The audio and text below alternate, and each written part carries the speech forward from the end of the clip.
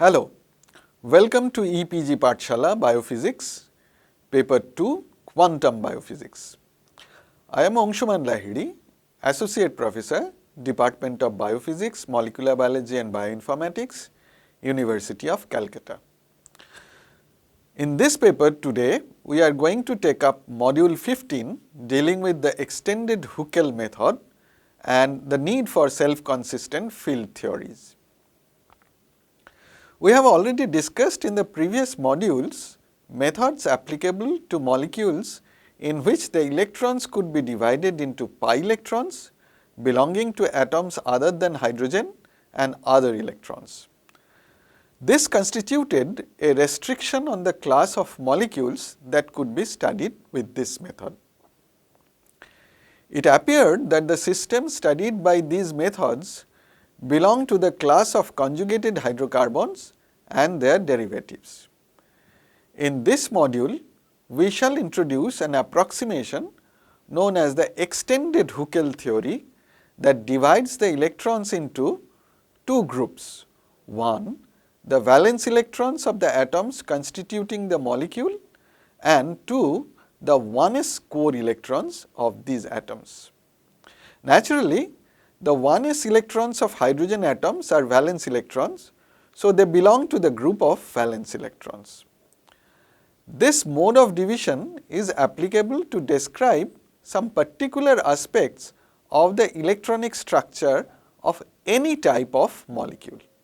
In this module, our objectives are to introduce the main features of the extended Huckel theory, to introduce the population analysis tool proposed by Mulliken, to discuss some application of extended Huckel theory in biophysics, to discuss the need for self-consistent field molecular orbital theories. Although the idea for extended Huckel theory have been proposed by some other scientists, a systematic development of the extended Huckel method was made by Roald Hoffmann in 1963 and subsequent years. Roald Hoffmann is an American scientist who was born in 1937 and he got the Nobel Prize in Chemistry in 1981. The extended Huckel method he proposed is similar to the Huckel molecular orbital method for conjugated hydrocarbons, but it is applicable to virtually any molecule irrespective of whether it is conjugated or not.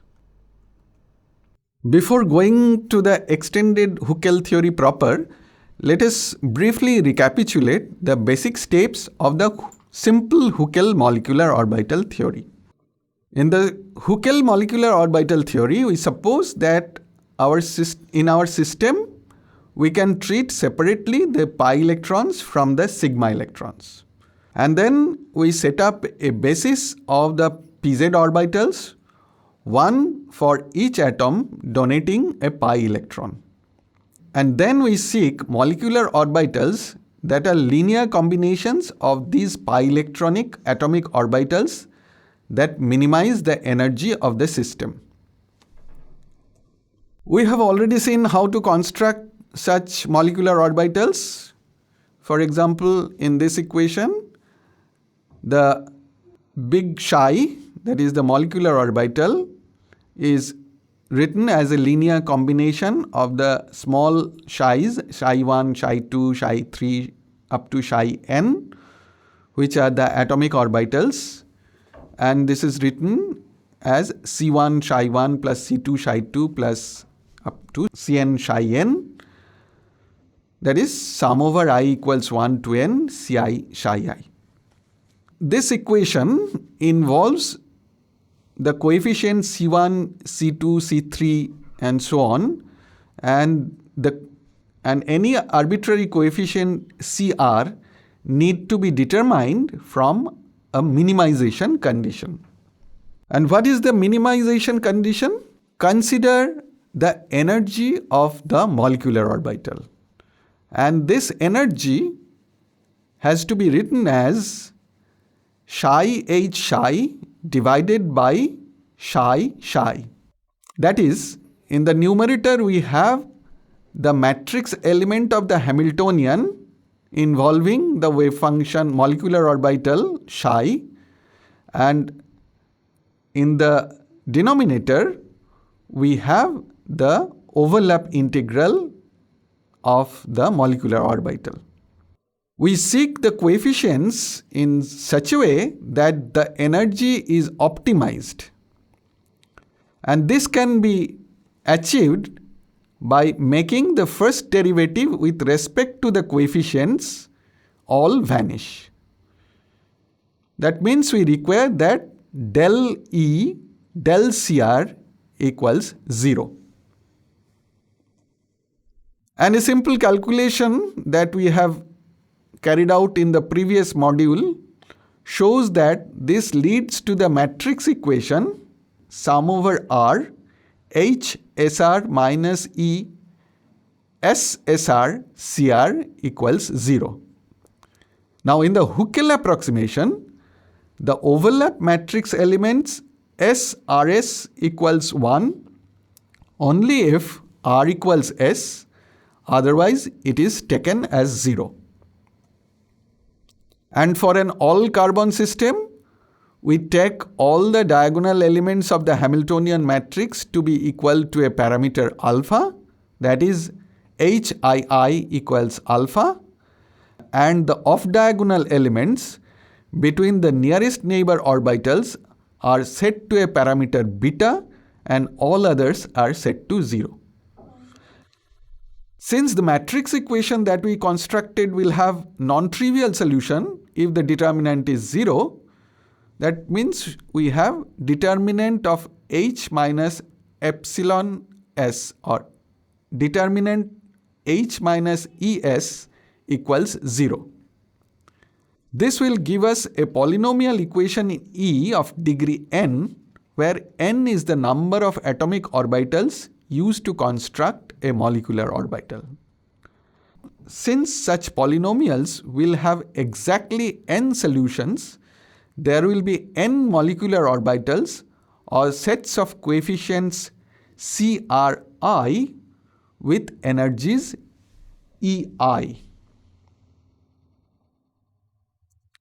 The major procedural difference between the Huckel molecular orbital method and the extended Huckel theory lies in the way the electrons are partitioned. The Huckel molecular orbital method partitions the electrons into two groups, one being the pi electrons and the other group contains all other electrons called the sigma core. The group of pi electrons only is considered explicitly in the case of Huckel molecular orbital method. The rest of the electronic contribution in this method is incorporated parametrically.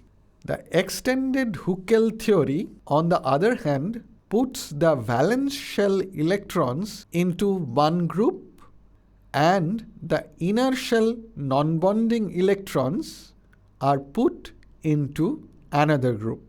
This method treats the electrons in the first group explicitly and parameterizes the effects of the rest.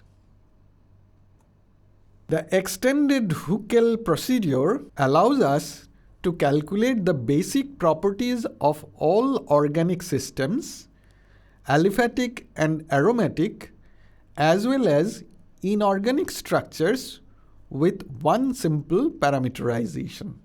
The calculation starts with the expansion of a molecular orbital in terms of a linear combination of atomic orbitals, the LCAO-MO approach. As we have seen in the previous modules, application of the variational method leads to the equations sum over I to n Hij minus E Sij Cij equals 0, j equals 1 to n. In this equation, Cij are the expansion coefficients for the molecular orbitals in terms of the atomic orbitals or the basis functions. The Sij elements correspond to the overlap between the ith and jth basis functions. The Hij elements are the Hamiltonian matrix elements and E the total energy. The overlap integrals can be calculated once basis functions are chosen and the molecular geometry fixed. In his original work, Roald Hoffmann chose a basis set of m hydrogen Slater orbitals exponent 1.0 and n 2s and 3n 2p carbon Slater orbitals exponent 1.625 for a hydrocarbon of the type CnHm. The order of the resulting secular determinant should therefore be 4n plus m. Since overlap integrals are not neglected, all off-diagonal energies are retained. The critical element of the theory is the choice of the Hamiltonian matrix elements.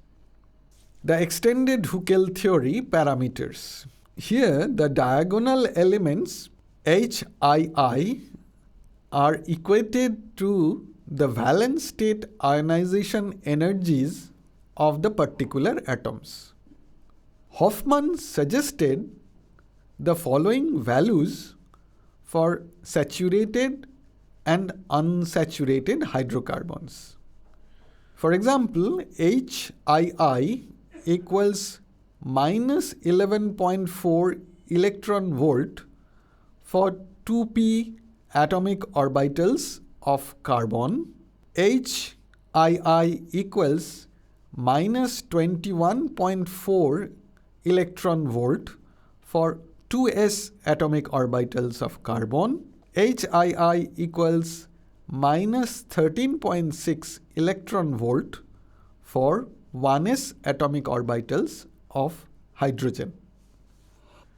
The off-diagonal elements Hij are obtained as Hij equals 0.5 K into HII plus HJJ Sij, where HII and HJJ are the diagonal elements of the Hamiltonian matrix and Sij are the overlap elements for ith and jth orbitals.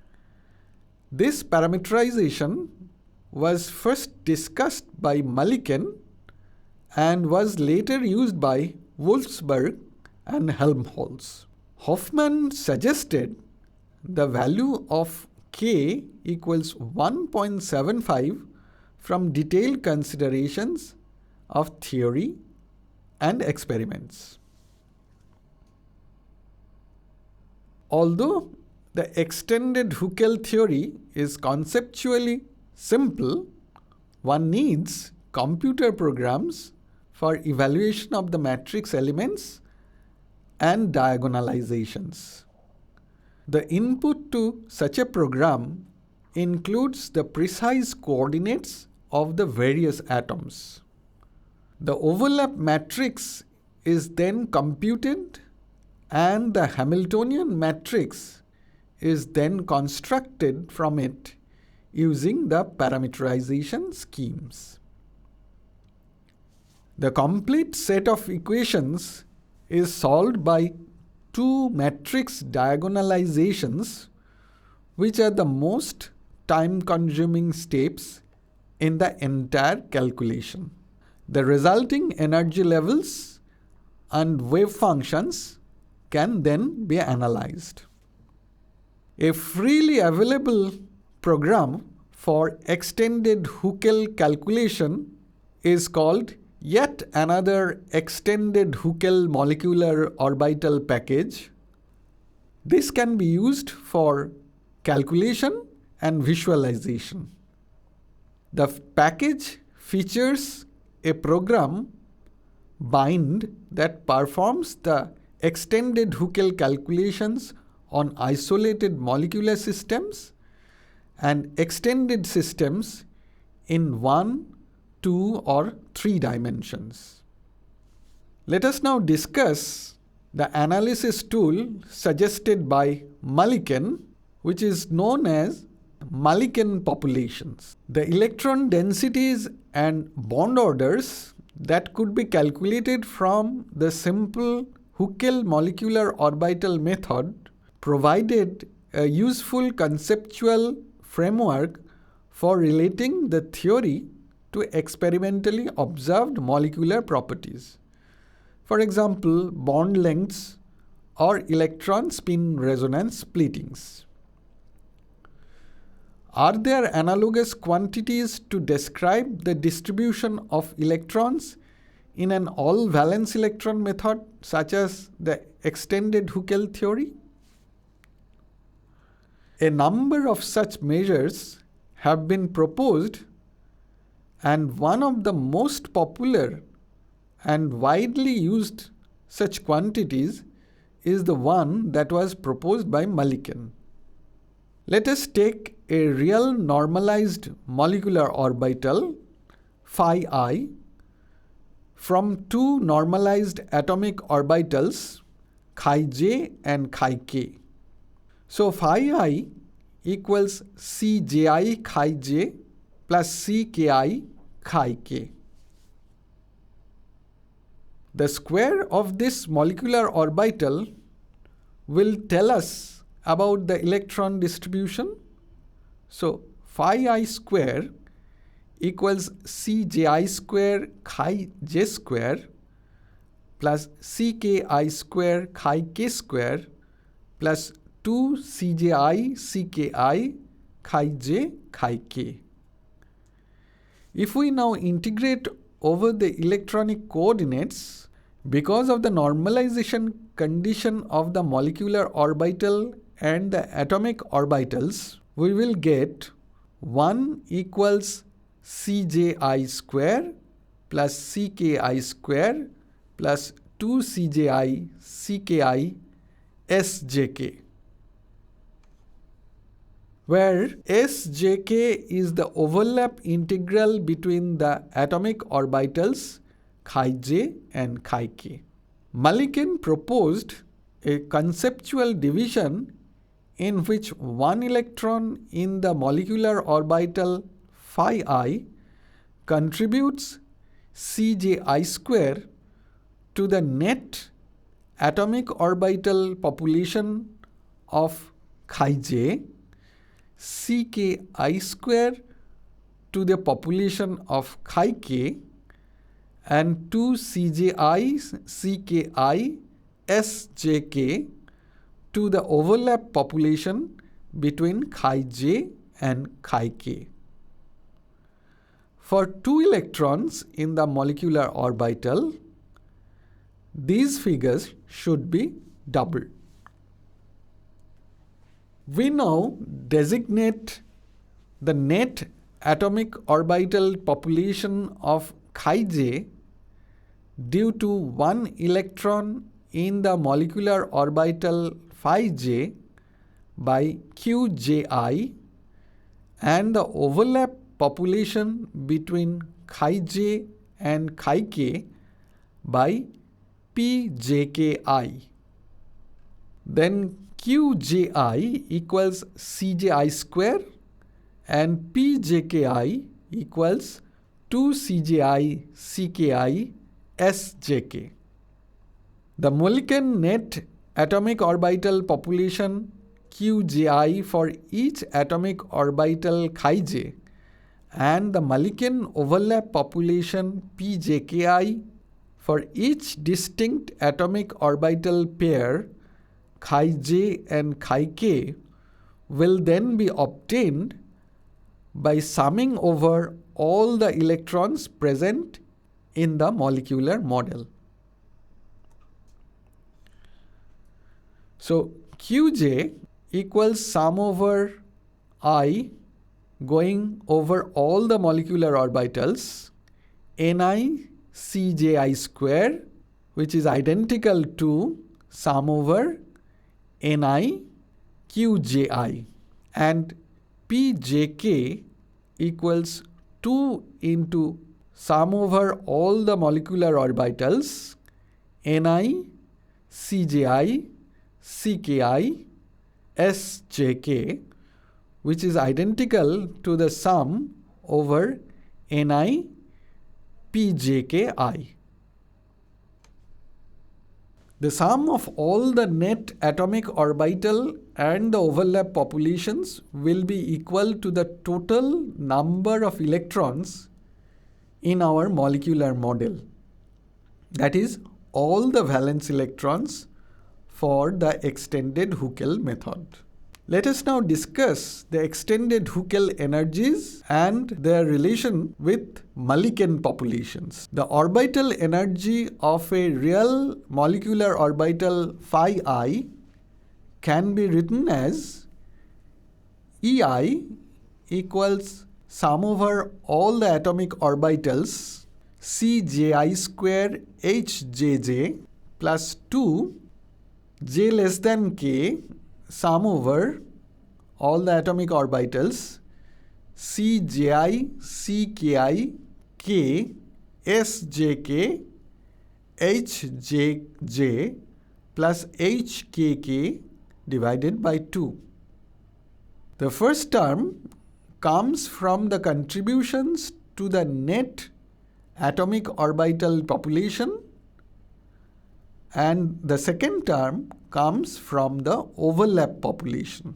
We can rewrite the previous equation as Ei equals sum over all the atomic orbitals Qji Hjj plus sum over j less than k jk running over all the atomic orbitals Pjki k Hjj plus Hkk divided by 2. From the last equation, one can see that the energy of an extended Huckel molecular orbital comes from the net AO populations and overlap populations weighted by the respective energy weighting factors. By summing over all molecular orbitals times the occupation numbers, the total energy can be written as E equals sum over j running over all atomic orbitals Qj Hjj plus j less than k jk running over all the atomic orbitals Pjk into k into Hjj plus Hkk divided by 2. These equations allow us to understand how the electron distribution contributes to the computed energies. This becomes very useful when we try to understand the energy changes which occur as molecules are stretched, bent or twisted. Although the extended Huckel theory was an improvement over the Huckel molecular orbital method, it had its own drawbacks. The extended Huckel theory has now been largely superseded by more sophisticated other semi-empirical and ab initio molecular orbital methods. The main deficiencies of the extended Huckel method is that potential energy surfaces are poorly reproduced. The method is restricted to systems for which experimental geometries are available, and the method is now primarily used on large systems such as extended solids for band structure calculations. Although the extended Huckel method suffers from some drawbacks, there are some advantages also. As we mentioned earlier, extended Huckel calculations cannot be used blindly for optimizing the structure of a system. Although modern day ab initio quantum chemical methods are quite reliable for that purpose. On the other hand, if we know the geometry of the molecules, a number of studies over the years have shown the usefulness of extended Huckel calculations for such systems. Since the extended Huckel theory does not take into account the electron-electron interaction explicitly, the energy levels and orbitals generated by such calculations for a system do not depend on the number of electrons in the system. So the relative energies of different electronic states calculated by the extended Huckel method will not be very accurate quantitatively. Suppose we consider a molecular system that has 2 electrons to fill its 2 energy levels. The highest occupied MO, the HOMO, and the lowest unoccupied MO, the LUMO. Then we can have a singlet state in which the HOMO is doubly occupied, or a triplet state in which the HOMO and LUMO are each singly occupied with the same spin. Since in an extended Huckel calculation, the total energy of a system is given by the sum of the energies of its occupied orbitals, the singlet state in such situations will always be more stable than the triplet state. And this can sometimes be in disagreement with experiment. However, it is also true that we can get indications in an extended Huckel calculation when such errors are probable. How? As electron-electron repulsion makes the double occupancy of an orbital energetically unfavorable, the triplet state will become more favorable than the singlet state if the HOMO-LUMO energy gap is small. So, if one finds in an extended Huckel calculation for a molecule a small HOMO-LUMO gap, one should be extra careful about concluding whether the singlet or the triplet state will be the actual ground state. On the other hand, that extended Huckel calculations do not depend on the number of electrons in a system leads to definite advantages that are not available from first principle quantum chemical theories. Since extended Huckel calculations can be simply set up and run fast, they can be used to study large molecular systems and extended solids which contain so many atoms that high-level quantum chemical calculations are impossible or difficult to perform on them. Now suppose we have a composite system AB. It is easy to express the orbitals of this composite system in an extended Huckel calculation in terms of the orbitals of its constituent fragments A and B, even in the case when the fragments are functional groups. In the case the geometry of the fragments remains the same, the orbitals of the fragments are transferable from one molecule to another, and this fragment molecular orbital analysis is a very useful tool in extended Huckel calculations. It is interesting to go through some of the applications of the extended Huckel method in biophysics. The first such application was done by Hofmann himself. In 1969, Hofmann and Imamura published their work on the application of the extended Huckel theory to understand the properties of biomolecules. In that study, they carried out calculations on the conformations of glycyl and alanyl residues and compared the results with classical force field based potential energy surfaces. Subsequently, Rossi et al. In a series of work reported the results of extended Huckel calculations on longer polypeptide chains and the stability of secondary structures.